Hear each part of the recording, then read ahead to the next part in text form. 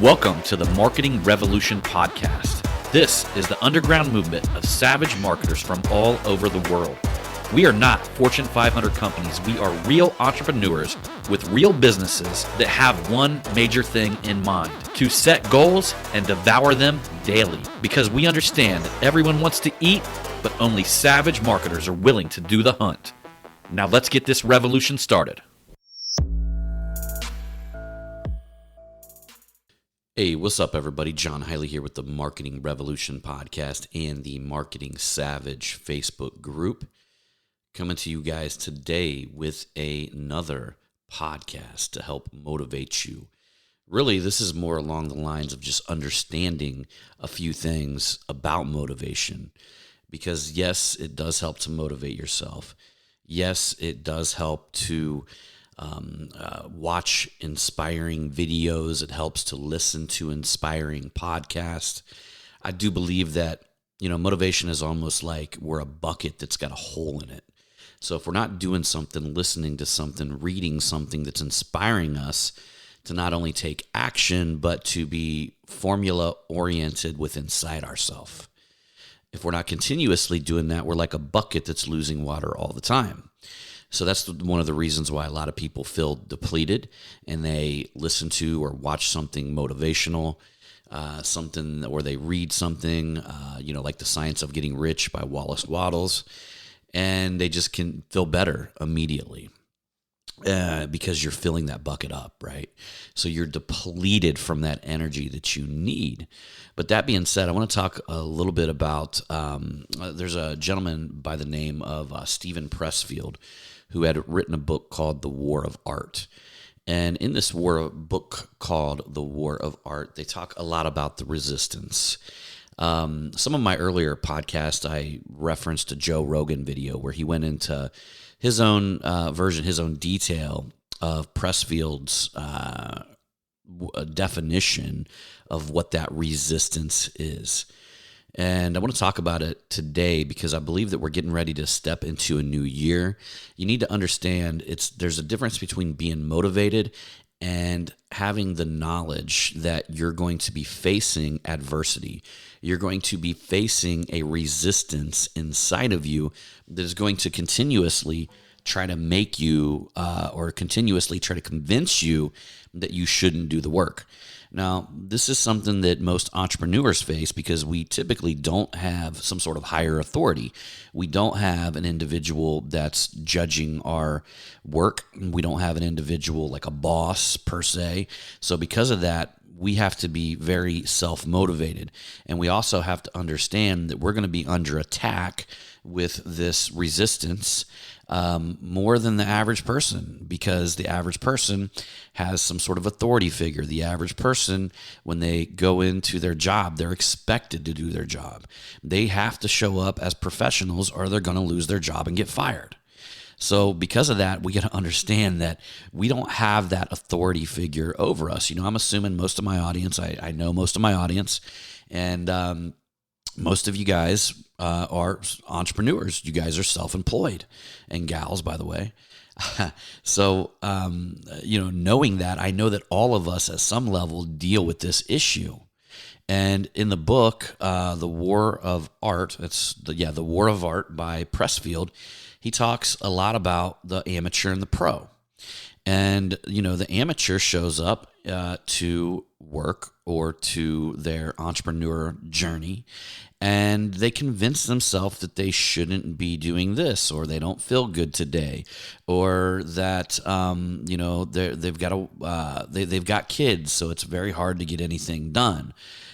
On the other hand, the professional shows up each and every day, regardless if they've got kids, regardless of how they feel, regardless of what's happening in their life. You see, an amateur, when something happens in their life, they get sucked into it, they get absorbed into it, and they start spending time on what's happening in their life, this thing, right? So we're all going to get lifed, but the pro can actually separate themselves from external issues that are going on in their life and actually spend, X amount of time working. Okay.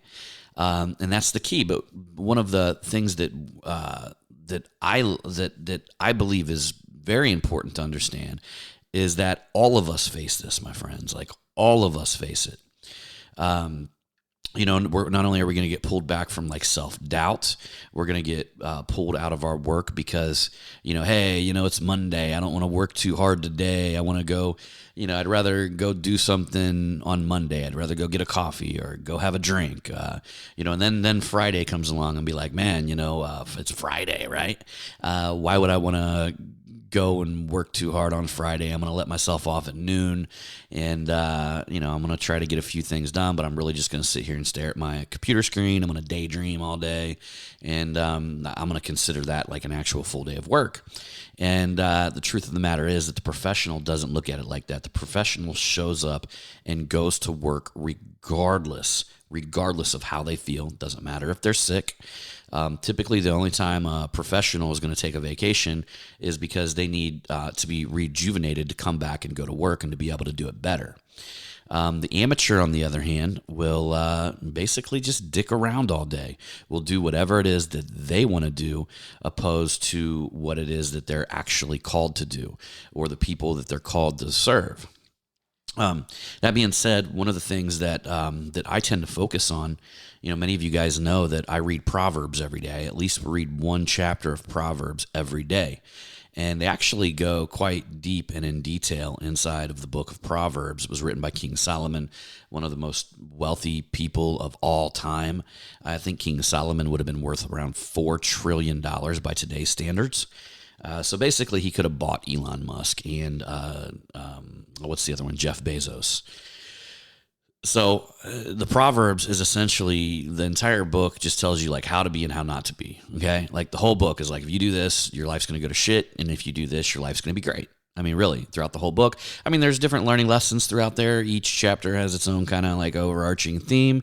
But that being said, the whole book is really, if you do this, you're gonna have a shitty life. If you do this, you're gonna have a great life. And back then, they called lazy people sluggards. Okay, so there was a lot of times I had to like stop reading, and I'm like I kind of knew like, okay, if they're calling somebody a sluggard, that can't be good. But what exactly does it mean? And it means like a lazy person. And he talked about how sluggards, lazy people, will not even sow when it's time to sow, right? And then when it's time to reap and everybody else is reaping, meaning they're collecting, right? You sow seeds into the ground, and then at some point you pull up the seeds and you got to harvest, and then it's time to live your bountiful harvest life during that time, right? The sluggard, the lazy person, won't even sow. So when it's time and everybody's actually reaping, they feel that they should actually be reaping the rewards that they didn't even do the work to receive. And it's just literally leads them to catastrophe each and every time.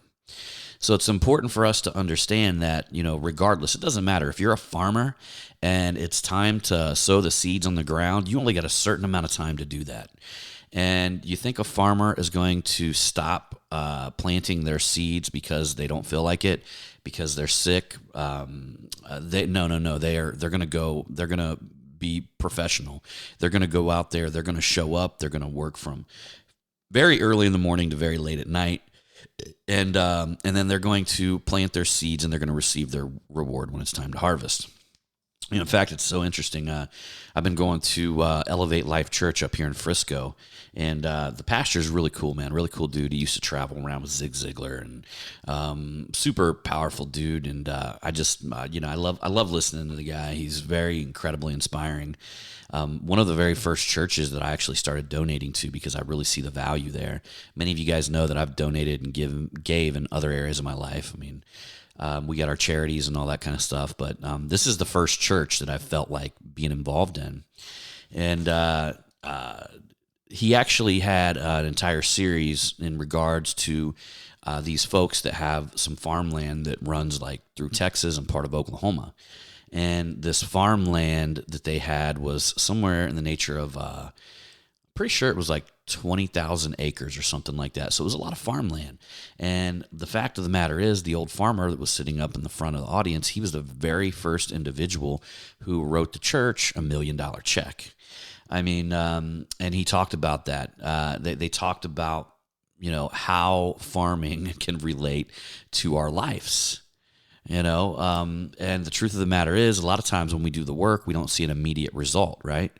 So we tend to get discouraged, and we will just stop doing the work because we're not seeing immediate returns.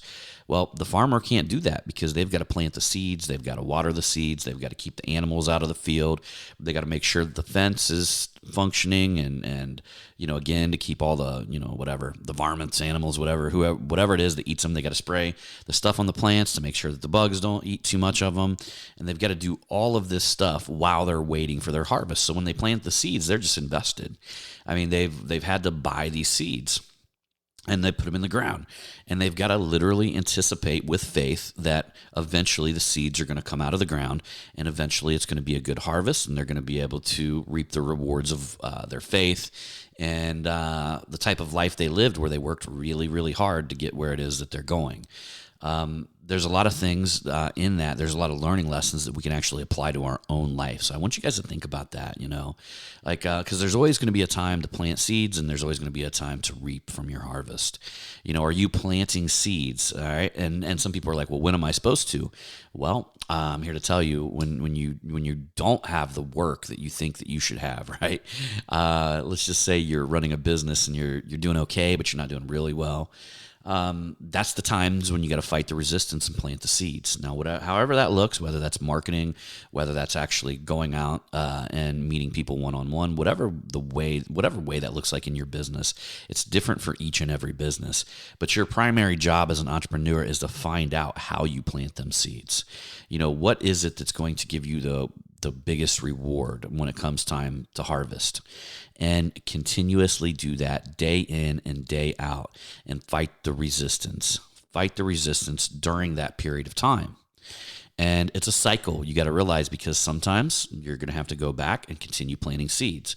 Now, I'll go deeper in the next podcast on some things that you can do to kind of put everything on autopilot, to where your seeds will plant themselves and it'll continue to build and grow your business. There's certain ways that you can actually do that, but it initially takes a lot of hard work up front. It takes a lot of discovering. It takes a lot of being formula oriented, meaning that you understand that if you do this, and do this, you combine this formula together, it works. And you have a formula because when something stops working in this day and age, things will stop working. You'll know where the chink in the chain is. You'll be able to find it, and you'll be able to expose it, and you'll be able to fix it at that level of the formula. So anyhow, I'm going to go deeper into that over our next podcast. But other than that, y'all, I just wanted to drop this here on Friday morning.